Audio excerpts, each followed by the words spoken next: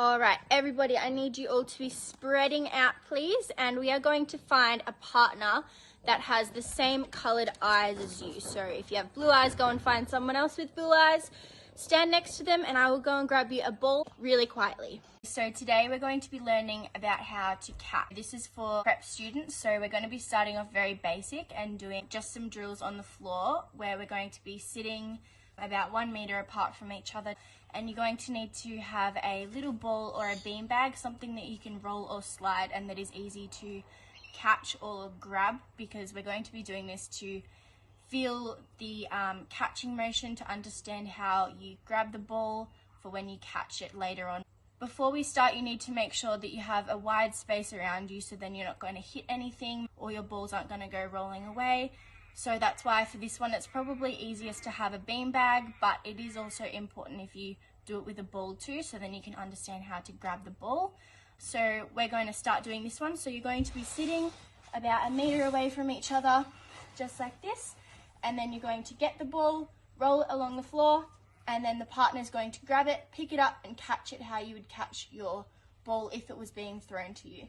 And then you're going to roll it and the partner is going to catch it, and so on. And you're going to do this about 10 times until both people feel confident in catching the ball from the floor. One thing you need to think about when you're doing this drill is making sure that your hands are on the floor like this, getting ready to catch the ball when it's being rolled to you, because when you go to catch a ball in the air, you need to make sure that you have this motion with your hands. Alright, so the next progression is going to be throwing the beanbag up to yourself and catching it with 2 hands like this, and making sure that you throw it through your fingers and you push the ball up really high, and make sure you keep your eye on the ball the whole time. Alright, let's have a go.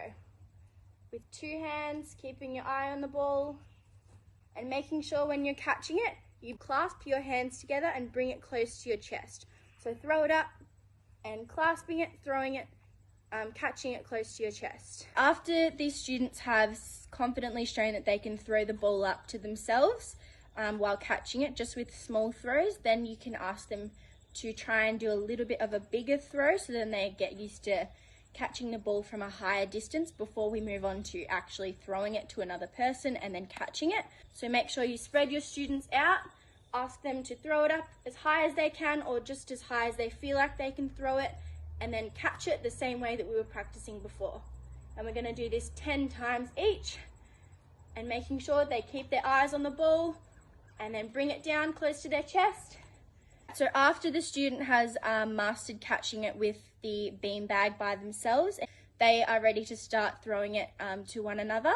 So I suggest using a beanbag for this one, just in case they throw it a little bit too far, they miss it, it doesn't roll away too far, and then you have to waste time going and retrieving the ball. So I'm going to get 2 people to face each other with your beanbag.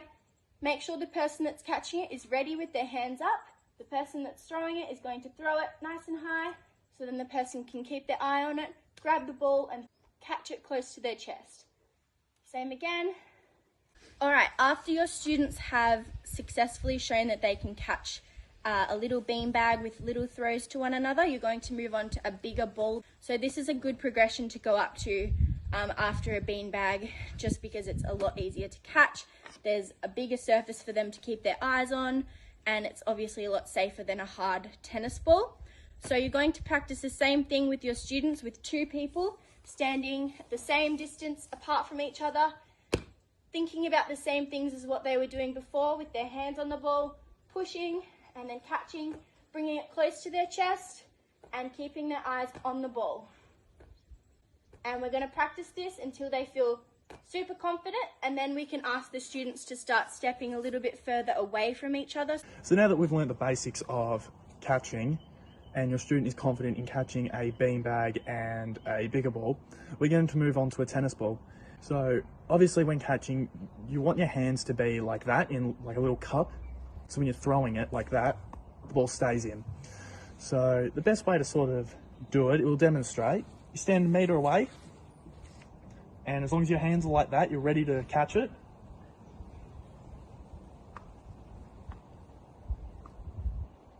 So now that we've done the basics of catching a tennis ball, well, we're going to move on to a soft plastic ball. This is probably the furthest you would go when teaching a prep student on how to catch, because assuming they have learnt all the basics, this is probably the hardest thing that I will learn how to catch.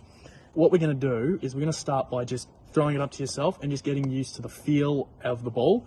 So that's what we're going to do.